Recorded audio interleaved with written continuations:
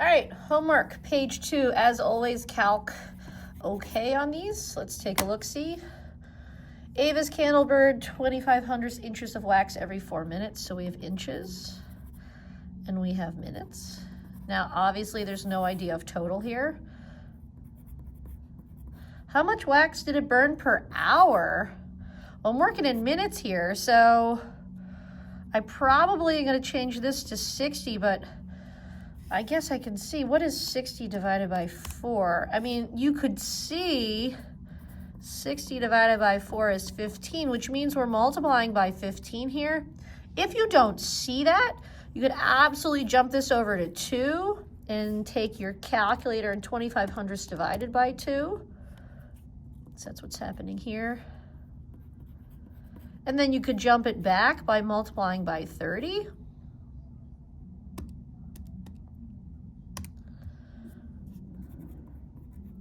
The same thing's going to happen here. If you had seen that it's times 15, you multiply 2,500 times 15, you're going to get the same answer. So whether you jump it here and then jump it back using compatible numbers, or if you use your fact family here, you can check that out with your calculator.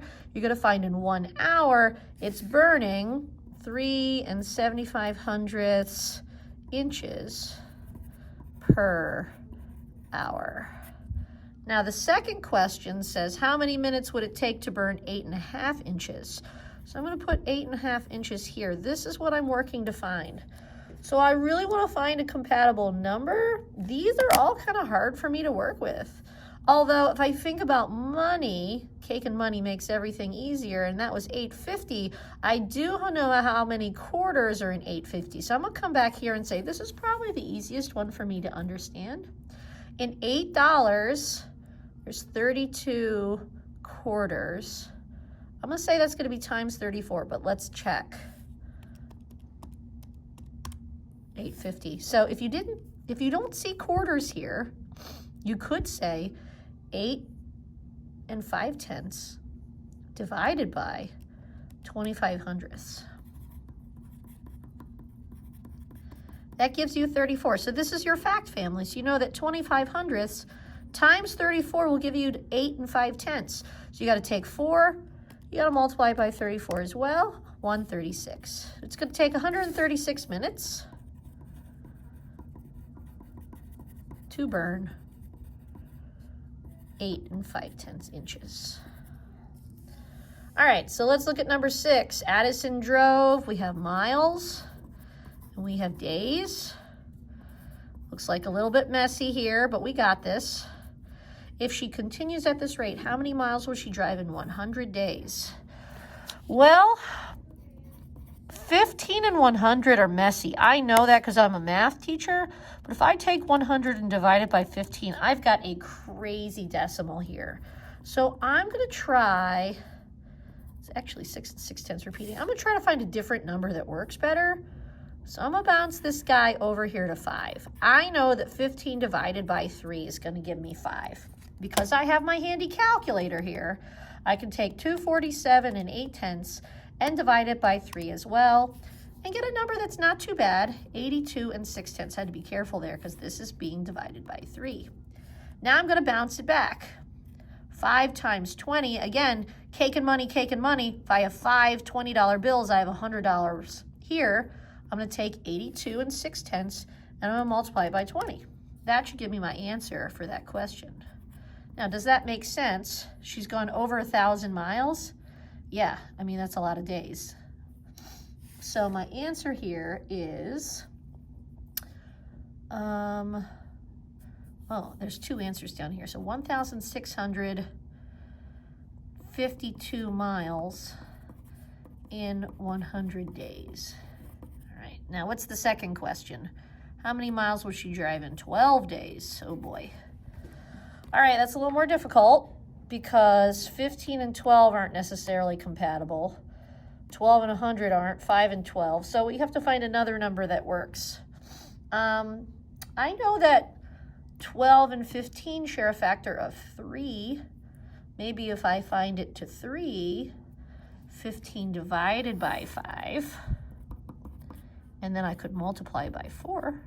to find that number. So I could take 247 and 8/10, 247 and 8/10, and divide it by 5 to get 49 and 56/100. And then I can multiply that by 4 to find my answer. Miles in 12 days. Now, if you didn't see this, the other option is to use 5 here. 5 and 12 both evenly go into 60. What's 5 times 12? Yeah, I could have found 60 by saying 5 times 12, which would have been 82 and 6/10 times 12. Wow, that's a lot. 91 and 2/10. And then I would have bounced back here. Oops, not to that one. Oh boy, that's no good. A phone dropped. So I'm still trying to find this number here that we already found once. So when I bounce to here with times 12, and then I'm bouncing back by dividing by 5. This is just another option. You don't have to solve it 2 ways, but I want to show you that there's really infinite ways to find these compatible numbers. It's really what you see, and it's knowing how numbers work together. Same answer. Jackson made $60 every 5 hours. How much did they make per hour? That's very simple. You're going to be dividing by 5, which is 12. $12 per hour. Haley's plane climbed 45 feet in 60 seconds. So we have feet, we have seconds. We don't really have an idea of total. How much did it climb in 250 seconds? Well, these two numbers aren't really beautiful to work together. 250 divided by 60. It's going to give me a really long repeating decimal. So I kind of want to avoid that fact family. I do see these 2 zeros. I know they both work with 10. So if I take 60 and I divide by 6, I'm going to get 10. So I want to take 45. I want to divide by 6. I want to get 7.5. It's a little bit messy, but we got a calculator here. It's really about the process. So we divided 45 by 6 as well. So now we're going to bounce back from 10 to 250. And we're going to do that by multiplying by 25. So we're going to take that 7 and 5/10 times 25. You get our final answer of 187 and 5/10 feet in 250 seconds. Now I did show my one class today how to use this repeating decimal. The beauty of the calculator is, although we are unable right now to work with repeating decimals, the calculator, as long as it's holding a repeating decimal, this will work. So if I do 250 divided by 60, and I get this ugly repeating decimal, and I hold it there, I leave it in the calculator, so I know that 60 times 4.16 repeating. So all I have to do now is type in times 45. Now that should get me the right answer, but it didn't. And that's because of the rounding issue. It gets me really, really close. So if this was a multiple choice answer, I'd be able to round it and find it that way. So these repeating decimals are workable, but a lot of times the compatible numbers are going to work better for you. All right, I'm going to do page 3 on a separate one.